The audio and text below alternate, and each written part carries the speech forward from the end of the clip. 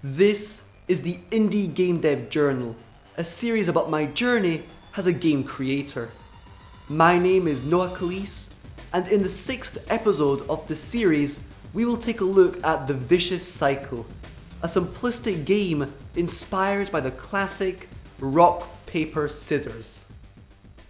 As usual, I used Autodesk's powerful 3D application Maya for the 3D graphics and animations, Adobe Photoshop for the menu design and UI, C# has programming language, and of course, the amazing Unity game engine to bring everything together and actually create a working game. I wanted to make a 2-player experience. My improving but still humble coding skills preventing me from doing an actual multiplayer game, I went for a local multiplayer, which is 2 players on just 1 keyboard. Each player controls one of 3 shapes: the sphere, cube, and triangle. As the simple UI on the game board implies, cubes beat triangles, triangles beat spheres, and spheres beat cubes. The shape the player controls changes every 10 seconds, so one moment you can be madly chasing your friend, the very next he can be chasing you. Simple to understand, yet I did add some extra layers of complexity I now feel could be stripped off the game. Basically, the first player to die is not necessarily the player who loses. The whole game revolves around the point system. When a player dies, the other one gets 15 points. When you eat the correct yellow shape, which are obviously controlled by the computer, you get 1 point. Now the player who has the most points when one player dies wins the game. I had a great time playing this game with family and friends. Like with all my creations, there was a certain magic seeing others immerse themselves in a world that would have never existed had I not been here.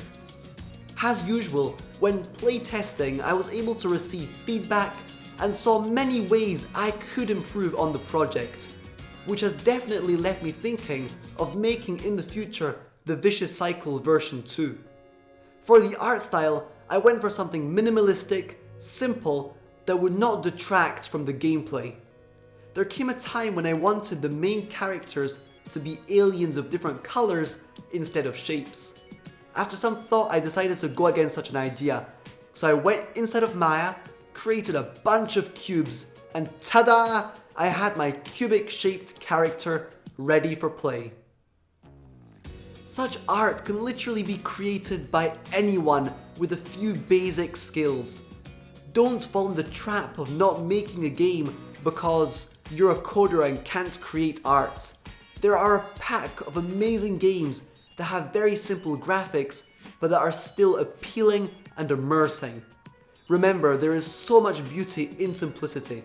Never make a lack of artistic skill the ultimate excuse for not creating. For me, it was the contrary. For a time I just wouldn't create any game because I said I was an artist and not a coder. I claimed that learning code was too time consuming and that I didn't enjoy it. These were just lame excuses that sounded best to me for not taking my skills and ideas to the next level. So the message here is don't put yourself in a box. Be it code, art, audio, design, these are all skills that can be learnt, improved, enjoyed, and mastered. Once again, when starting this project, I never intended it to go wild. I just planned to put it on itch.io, show it to a few people, and then forget about it, ready to gather dust in my slowly growing portfolio. Roughly 5 months later though, I feel more and more like getting out of my itch.io comfort zone and putting my games on platforms such as Steam or the App Store.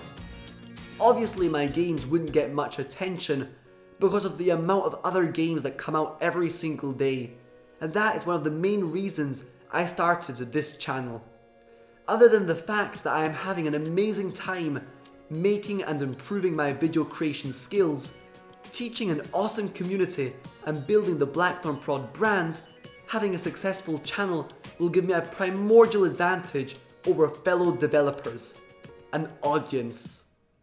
A trailer of my game on my channel will already guarantee that it finds players, that it isn't ignored and then forgotten. Obviously, I still have a long way to go. My subscriber counts must increase drastically, and my games must be more interesting and polished if they intend to not be forgotten a few days after release. Okay, that is the end of this video. I hope you've enjoyed it and now feel like creating something awesome. In the next episode of the series, I will show you my very first 2D game, The Horizontal Kingdom. In the meantime, you can be amazing by hitting the like and subscribe button. Alright, thanks so much for watching. Cheers!